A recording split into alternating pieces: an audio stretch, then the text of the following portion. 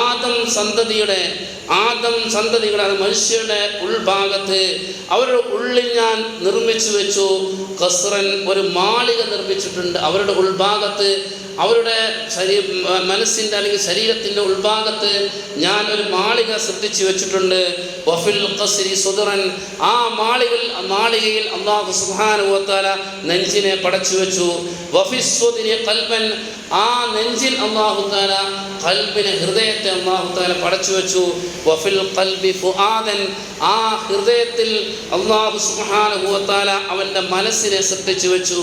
വഫിൽ ഫുആദി ശആഫ, ആ മനസ്സിൽ അല്ലാഹു സുബ്ഹാനഹു വ തആല ഒരു ഉള്ളറയെ അല്ലാഹു തആല സൃഷ്ടിച്ചു. വഫിസ് ശആഫി ലുബൻ, ആ ഉള്ളറയിൽ അല്ലാഹു സുബ്ഹാനഹു വ തആല ഒരു അകക്കാമ്പ് സൃഷ്ടിച്ചു. വഫിൽ ലുബ്ബി സിറൻ, ആ അകക്കാമിൽ അല്ലാഹു തആല ഒരു രഹസ്യം അല്ലാഹു തആല സൃഷ്ടിച്ചു. വഫിസ് സിരി അന, ആ രഹസ്യത്തിൻ്റെ ഉള്ളിലാണ് ഞാൻ എന്ന് അല്ലാഹു പറയുകയാണ്. ഒരു ഖുദ്സിയായ ഹദീസിലൂടെ പറയുന്നു. എന്താ പറഞ്ഞത്?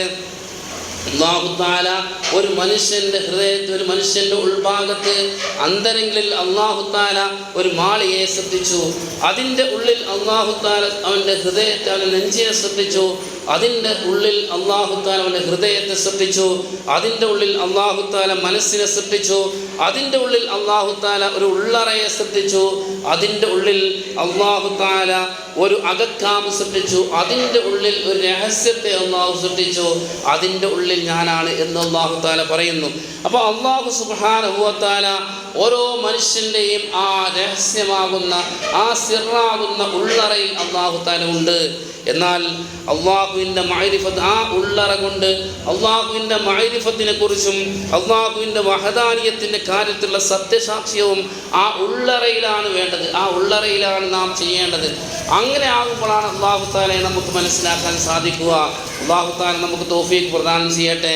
അഥവാ ആ മനസ്സിൽ അള്ളാഹുവിനെ നാം കൊണ്ടുവന്ന് അങ്ങനെ അകക്കണ്ണുകൊണ്ട് അള്ളാഹുവിനെ മനസ്സിലാക്കിക്കൊണ്ട് അശ്ഹദു അല്ലാ ഇലാഹ ഇല്ലല്ലാഹ് എന്ന സത്യസാക്ഷ്യം അവിടെ നടന്നാൽ, ആ സിറിൽ നടന്നാൽ, ആ രഹസ്യത്തിൽ നടന്നു കഴിഞ്ഞാൽ ആ മനുഷ്യൻ്റെ ഷഹാദത്ത് അത് സത്യമായി മാറും. അല്ലെങ്കിൽ അവന് നാവ് കൊണ്ട് പറയുക എന്നല്ലാതെ അവൻ്റെ ഹൃദയം കൊണ്ട് ഒരിക്കലും അവൻ മുഅ്മിനായി മാറുകയില്ല.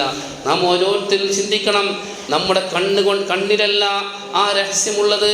ആ സത്യസാക്ഷ്യം നടക്കേണ്ടത് നമ്മുടെ കണ്ണിലല്ല, നാവിലല്ല, കയ്യിലല്ല, ശരീരത്തിൻ്റെ എവിടെയുമല്ല, ഹൃദയത്തിൻ്റെ പുറം ഭാഗത്തുമല്ല. മറിച്ച് അവൻ്റെ ഹൃദയത്തിൻ്റെ ഉള്ളിലെ ആ അകക്കാമിൻ്റെ ഉള്ളിലെ ആ സിറ്, ആ രഹസ്യത്തിലാണ്, ആ രഹസ്യത്തിൻ്റെ ഉള്ളിലാണ് ആ ഷഹാദത്ത് നടക്കേണ്ടത് എന്ന്. അങ്ങനെ നടന്നെങ്കിൽ മാത്രമേ അവനിക്ക് യഥാർത്ഥ മുഅ്മിനായി കൊണ്ട് പറയാൻ സാധിക്കുകയുള്ളൂ.